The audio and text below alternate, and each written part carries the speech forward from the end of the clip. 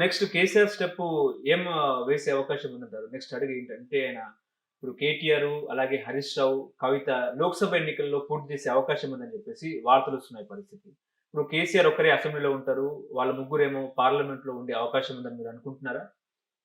నాకు తెలిసి కేసీఆర్ అసెంబ్లీలో ఉండకపోవచ్చు. ఓకే. కేసీఆరే ఓకే. పార్లమెంట్‌కి వెళ్తారు. హ్మ్. కేటీఆర్‌ను అసెంబ్లీకి ఉంచి హరీష్, కవిత వీళ్ళని తీసుకెళ్తుండొచ్చు. ఎందుకంటే అసెంబ్లీలో ఒక హరీష్ నుంచి కేటీఆర్, కవితను కేసీఆర్ గారు తీసుకువెళ్ళలేని పరిస్థితి. ఎందుకంటే హరీష్ ఎక్కడ మళ్ళీ క్యాప్చర్ చేస్తాడేమో పార్టీనన్న వీళ్ళకు ఇన్ఫీరియారిటీ ఉంటది కాబట్టి కేసీఆర్‌కి ఉండదది. ఆ! వీళ్ళకు ఉంటది కాబట్టి శకునిగాడు వీళ్ళ టీమ్‌కి ఉంటది కాబట్టి వాళ్ళు ఎట్టి పరిస్థితిలో ఒక హరీష్ మీద వదిలేయరు. సో, అందుకని ఓన్లీ కేటీఆర్ అండ్ కవితని పార్లమెంట్‌కి తీసుకెళ్తారనేది ఉండదు. హరీష్‌ని కూడా తీసుకెళ్తుండొచ్చు పార్లమెంట్‌కి. ఓకే.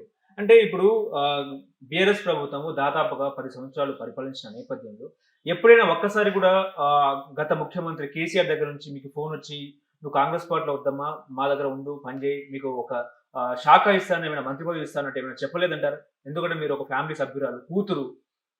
నిజంగా ఏం ఫోన్ రాలేదా అప్పటి ఆ రోజుల్లో?"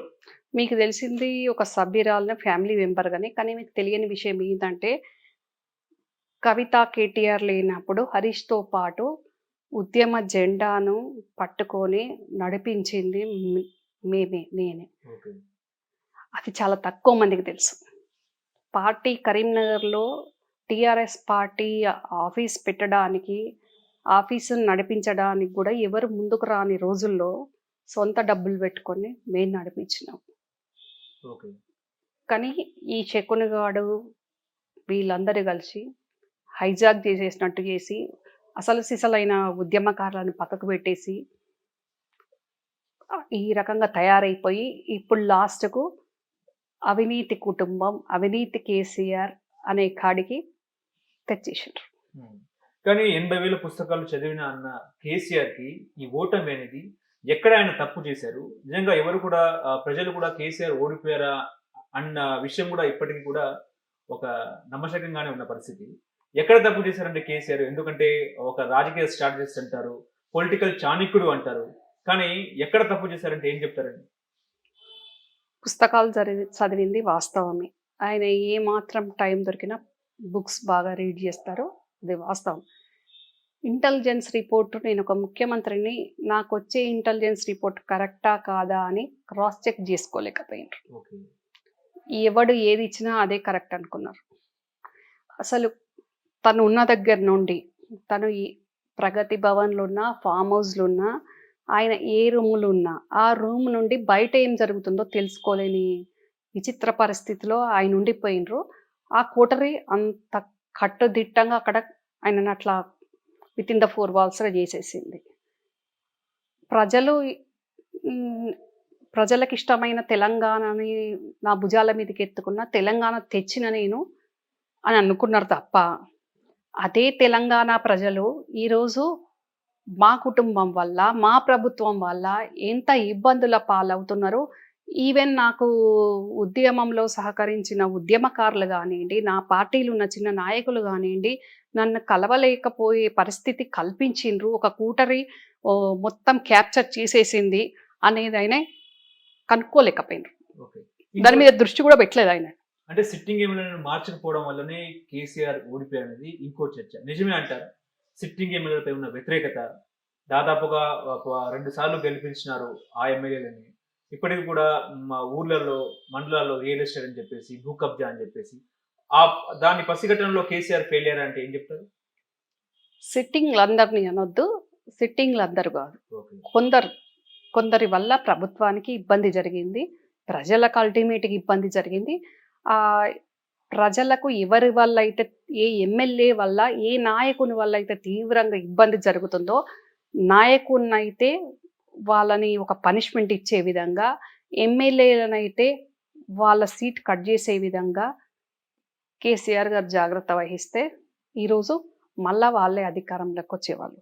కానీ అక్కడ ఈ కింది స్థాయి నుంచి పై స్థాయికి ఏమైతుందో తెలవని పరిస్థితి ఏసి పెట్టేసిండ్రు. ఓకే. పై స్థాయి వాళ్ళని కలుసుకునే పరిస్థితి ప్రజలకు లేకుండా పోయింది. ప్రజలు ముఖ్యమంత్రి దగ్గరికి వచ్చే పరిస్థితి లేదు. ముఖ్యమంత్రి ప్రజల దగ్గరికి పోయే పరిస్థితి లేదు. అంచెలంచెలుగా కంచెలే, అంచెలంచెలుగా గోడలే అట్లయిపోయింది.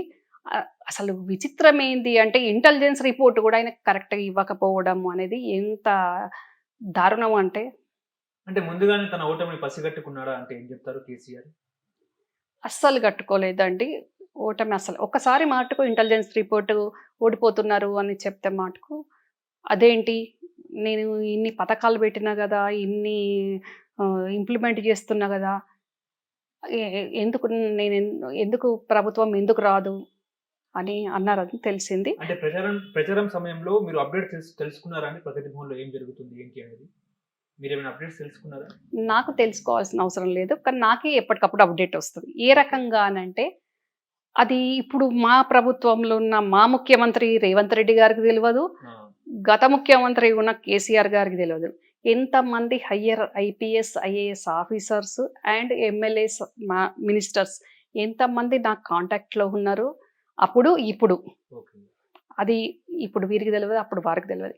కానీ వాళ్ళే నన్నొక నికార్సైన ఉద్యమకారిణిగా, తెలంగాణ ఆడబిడ్డగా కరెక్ట్‌గా ఉంటా కాబట్టి వాళ్ళు గౌరవించి వాళ్ళు నాతోటి కాంటాక్ట్‌లో ఉండేవాళ్ళు. గత ప్రభుత్వం చేసిన ఇబ్బందులను గానియండి, వాళ్ళు అనుసరించే విధానాన్ని గానియండి, ఇది కరెక్ట్ సిస్టమ్‌లో పోవట్లేదు వీళ్ళు అని చెప్పుకొని బాధపడేవాళ్ళు. ఎమ్మెల్యేలు, మంత్రులు, ఐఏఎస్, ఐపీఎస్. కానీ ఇదెవరు ఊహించరు. ఈమెకు అంత ర్యాపో ఉందా అని కేసీఆర్ ఊహించలేకపోయిండ్రు. ఇప్పుడున్న మా రేవంత్ అన్న ముఖ్యమంత్రి గారికి గూడా ఆ విషయం తెలవది. కానీ నే నేను వద్దన్నా గాని నాకు అసలు ఏది అవసరం లేదు ఇన్ఫర్మేషన్ అనుకున్నా గూడా ఇది జరుగుతుంది అని కరెక్ట్‌గా చెప్పేవాళ్ళు ఎంతోమంది వెల్ విషర్స్ నాకున్నారు. ఓకే. సో, ఇప్పటికి కూడా కేటీఆర్ దగ్గర అహంకారం తగ్గలేదా అంటే ఏం చెప్తారండి? ఇప్పటికి కూడా సీఎం అనే పదం కంటే కేసీఆర్ అనే 3 అక్షరాలే పవర్‌ఫుల్ అని చెప్పడం జరిగింది. అదే విధంగా కేసీఆర్ అధికారంలో ఉండే కంటే ప్రతిపక్షంలో ఉండడమే డేంజరు. ఆయన అసెంబ్లీలోకొస్తే ఇక భూకంపమే అని చెప్పినట్టు ఒక స్టేట్‌మెంట్ ఇచ్చారు. నిజమే అంటారా అండి? ఇప్పటికి అహంకారం తగ్గలేదంటారా? అదే సీఎం కంటే కేసీఆర్ అనే 3 అక్షరాలు పవర్‌ఫుల్ అంటారా? అంటే ఆ పార్టీకి పవర్‌ఫుల్ గదా! టీఆర్ఎస్ నుండి బీఆర్ఎస్ అయిన పార్టీకి వాళ్ళ నాయకులకు సీఎం కంటే కేసీఆరే పవర్‌ఫుల్. కేసీఆరే సీఎం అయిండు గానీ సీఎం కేసీఆర్ గాలే గాబట్టి వాళ్ళకి డెఫినిట్‌గా పవర్‌ఫుల్లే. మళ్ళీ కేటీఆర్ అట్లా అనటంలో అదొక పొలిటికల్ స్ట్రాటజీ ఉంది. ఓకే. హ్మ్. మళ్ళీ ఆహ్, ప ప్రజలను రీచ్ అవ్వడానికైనా, హ్మ్. మళ్ళీ వాళ్ళు గెటాన్ అవ్వడానికైనా అదొక పొలిటికల్ స్ట్రాటజీ కదండీ! ఓకే. ఇంకోటి అంటే తన ఎమ్మెల్యే‌ని కాపాడుకోవడం గురించే ఈ స్టేట్‌మెంట్ ఇచ్చారని అనుకోవచ్చా? ఎమ్మెల్యేలను కాపాడుకోవడం కంటే ముఖ్యంగా ఎక్కడైతే పోగొట్టుకున్నామో మళ్ళా తిరిగి అక్కడి నుంచే మనము తెచ్చుకోవాలనే దాంట్లో అదొక పొలిటికల్ మైండ్ ఓకే. గేమ్. ఇప్పుడు మళ్ళీ టీఆర్ఎస్ అనే పదాన్ని యాడ్ చేసే అవకాశం ఉందంటారా? బీఆర్ఎస్ అనే పదం వాళ్ళకు అచ్చురాలేదని చెప్పేసి, ఒక సెంటిమెంట్‌ను పక్కన పెట్టేసాము అని చెప్పేసి, ప్రజలే మమ్మల్ని పక్కన పెట్టారని చెప్పేసి, ఇప్పుడు బీఆర్ఎస్ కోటరీలో వినిపిస్తున్న పరిస్థితి, టీఆర్ఎస్‌ని మళ్ళీ అంటే బీఆర్ఎస్‌ని టీఆర్ఎస్‌గా మార్చే అవకాశం ఉందని మీరు అనుకుంటున్నారా? ఆ లైన్‌లో వెళ్ళే అవకాశం ఉందా? డెఫినెట్‌గా యాక్చువల్లీ అయితే టీఆర్ఎస్ లాగుంటేనే బావుండేది. కానీ ఇప్పుడు టీఆర్ఎస్‌ని బీఆర్ఎస్ జేసి మళ్ళీ బీఆర్ఎస్‌ను టీఆర్ఎస్ జేస్తే ఏ రకంగా ఉంటది అనేది కేసీఆర్ డెఫినెట్‌గా ఆలోచిస్తుంటారు. ఏ ప్రతి సెకండ్, ప్రతి మినిట్ గూడా కేసీఆర్ అనే వ్యక్తి రాజకీయాలే ఆలోచిస్తారు తప్ప వేరే ఆలోచించరు. పొలిటికల్‌గా పార్టీ గెటాన్ అవ్వాలన్నా, తాను గెటాన్ అవ్వాలన్నా ఆయన ఏ నిర్ణయమైనా తీసుకుంటారు. ఓకే. ఇప్పుడు కేసీఆర్ ఒక ఎమ్మెల్యే.